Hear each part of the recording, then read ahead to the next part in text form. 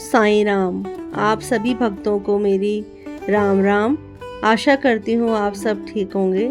आज की जो कहानी है वह साईं बाबा के चमत्कार की एक नई कहानी है। आपने भी सुनी होगी बहुत सारी साईं बाबा के चमत्कार भरी कहानियाँ, लेकिन इस कहानी को सुन के आपको भी साईं बाबा पे अटूट विश्वास हो जाएगा। तो शुरू करते हैं आज की चमत्कार भरी कहानी, एक भक्त की आखिरी उम्मीद।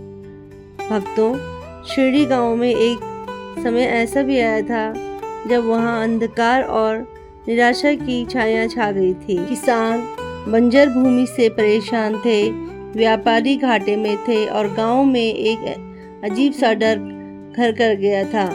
इसी दौरान एक चमत्कारी संत ने धीरे धीरे गांव में लोगों की आशा की लौ जलानी शुरू कर दी थी। वही थे साईं बाबा। ओम साईं राम। गांव के उत्तर छोर पर एक गरीब परिवार रहता था। गोविंद, उसकी पत्नी रमा और उसका बेटा अर्जुन। गोविंद एक मामूली बढ़ई था, ईमानदार और मेहनती, पर उसकी किस्मत हमेशा उसके साथ मजाक करती रहती थी। बेटे अर्जुन का जन्म से ही एक अजीब बीमारी थी। वह ना तो बोल सकता था और ना ही अपने शरीर को ठीक से नियंत्रित कर पाता था।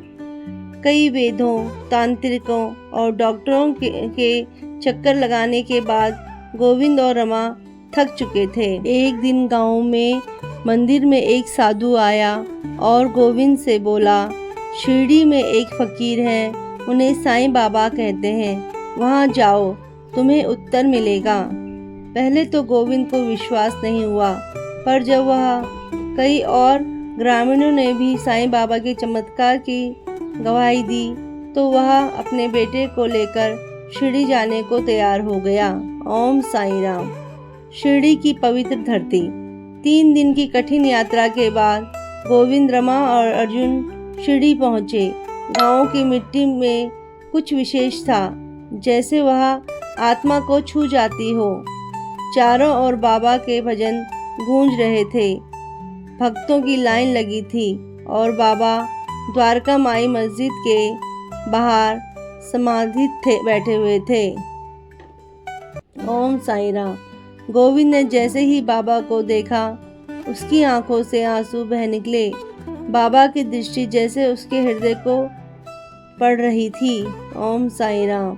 ओ गोविंद, मुझे पता था तुम आओगे, बाबा ने मुस्कुराते हुए कहा।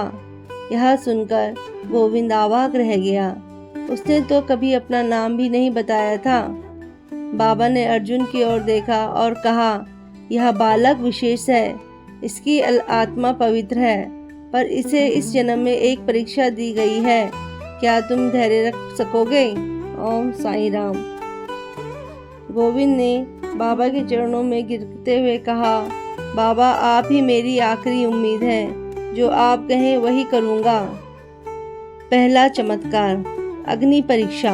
बाबा ने गोविंद को 7 दिन द्वारका माई में रुकने को कहा।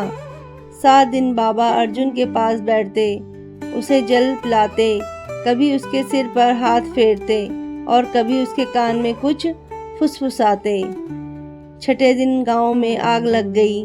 कई घरों को खतरा था। लोग बाबा से मदद की गुहार करने लगे और दौड़ने लगे। बाबा ने केवल एक बात कही, यह आग की परीक्षा है, डर मत, सब ठीक होगा। बिना किसी बुझाने की व्यवस्था के अग्नि धीरे धीरे बुझने लगी। गांव वालों ने जब यह चमत्कार देखा तो वे बाबा की जय जयकार करने लगे। गोविंद के मन में आशा और भी बढ़ गई। ओम साईं राम। दूसरा चमत्कार, मौन की तोड़। 7वें दिन बाबा ने अर्जुन को अपनी गोद में बिठाया और कहा, अब समय है, बोलो बेटा, साईं बाबा। भीड़ की सांसें थम गई। अर्जुन ने पहली बार अपनी गर्दन उठाई, होंठ हिले और धीमे स्वर में कहा, साईं बाबा। रमा रोने लगी। गोविंद ने बाबा के चरण पकड़ लिए। अर्जुन अब न केवल बोल रहा था, बल्कि वह खड़ा भी हो गया। यह दृश्य किसी चमत्कार से कम नहीं था। ओम साईं राम। ओम साईं राम। तीसरा चमत्कार, जीवन की परीक्षा। अर्जुन के बोलने के बाद बाबा ने कहा, अब गोविंद तुम्हें वापस जाना है, पर एक चेतावनी, लोभ, घृणा और घमंड से दूर रहना। ये तीनों अर्जुन को फिर से पीड़ा दे सकते हैं। गोविंद और रमा ने कसम खाई कि साधारण जीवन ही जिएंगे, पर जैसे जैसे अर्जुन ठीक हुआ, लोग उसकी पूजा करने लगे। कई धनी व्यापारी उसे अपनी संस्थानों में रखना चाहते थे। गोविंद धीरे धीरे मोह में फंसने लगा। एक दिन अर्जुन को फिर से दौरे पड़ने लगे। उसकी आवाज़ फिर से बंद हो गई। गोविंद दौड़ते हुए शिरडी पहुंचा, बाबा के चरणों में गिर पड़ा। बाबा ने उसकी आंखों में देखा और पूछा, तुमने वादा तोड़ा ना? गोविंद ने सिर झुका लिया। मुझे माफ़ कर दो बाबा, मैं लोभ में फंस गया।